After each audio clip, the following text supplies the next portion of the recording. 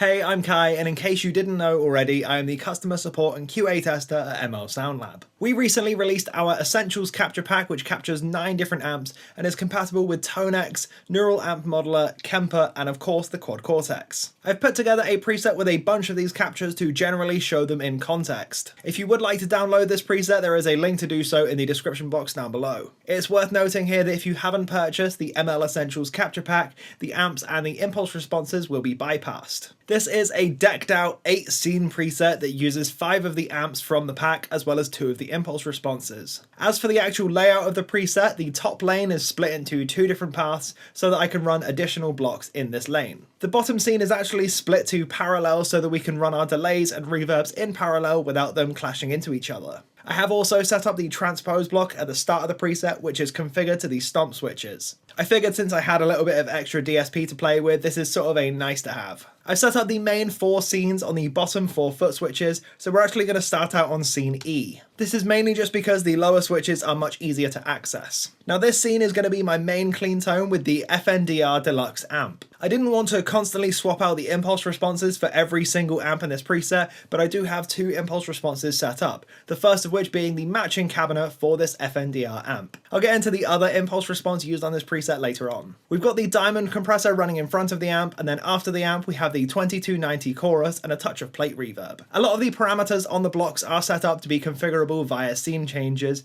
so the clean tone is going to have much less reverb than some of the other tones I have later on. Anyway, let's hear what this sounds like.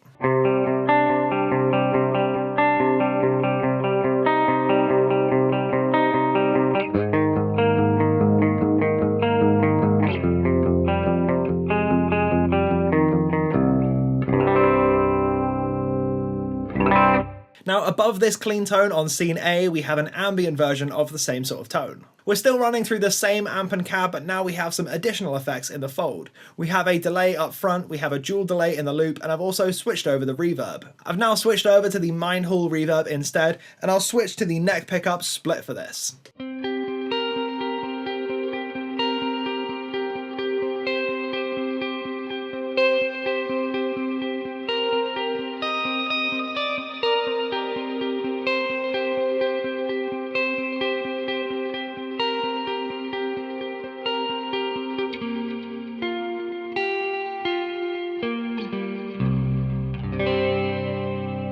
Scene F is a super straightforward crunch rhythm tone, pretty much an essential for a preset like this. This is the Mars 800 drive capture with all of the tweaks needed to get it sounding more like the real amplifier. The input gain is boosted up a little bit, the mids and treble are knocked back, and that's pretty much it. Now for all of the crunch to high gain scenes from here on out, we're going to be using the Mars TV impulse response. This is a personal favorite of mine even outside of this capture pack. Outside of the amp and the impulse response, the only other thing we have running on this tone is the tight plate reverb.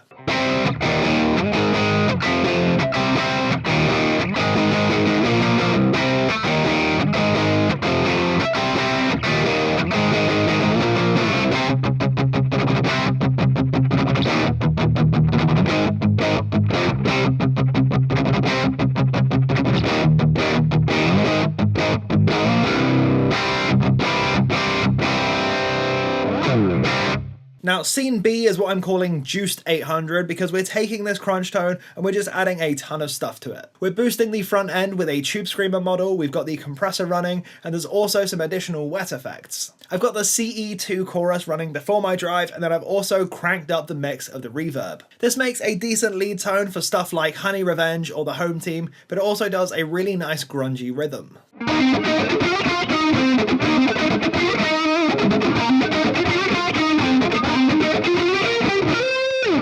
Now let's hear that grungy rhythm stuff.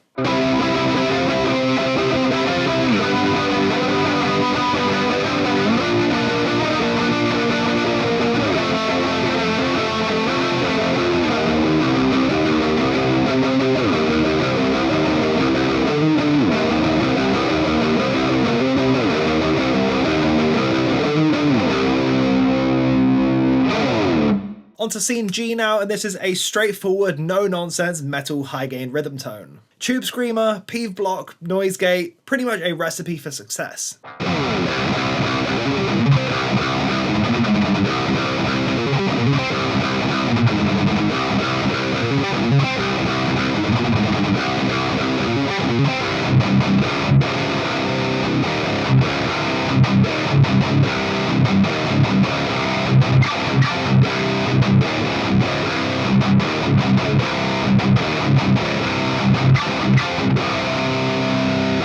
Next up we have Scene C, which I am calling Fuzzy ORNG. This is of course built around the ORNG rock drive capture. I've also got the Thunderpaw Octave Fuzz up front. This is based on the Thorpe Effects Thunderclaw. There's a touch of analog delay and a bit of plate reverb just to give it some big richness.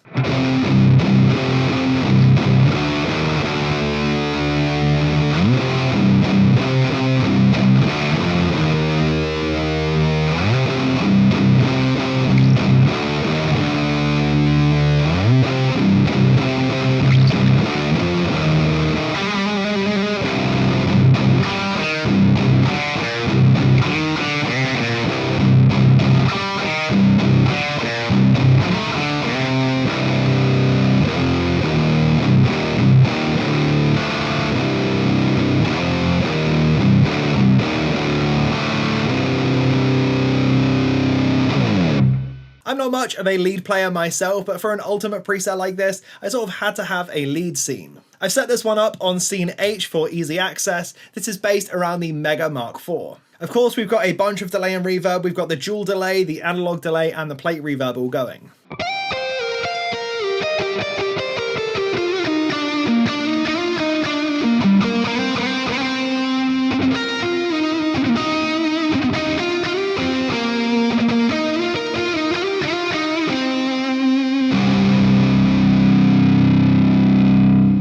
Finally, on Scene D, we have a big post-rock ambience thing still going with the Mark IV. In front of the amp, we have the delay, the chorus, and the Thunderpaw. After the amp, I'm running the circular delay, the 2290 chorus, and the Mindhall reverb.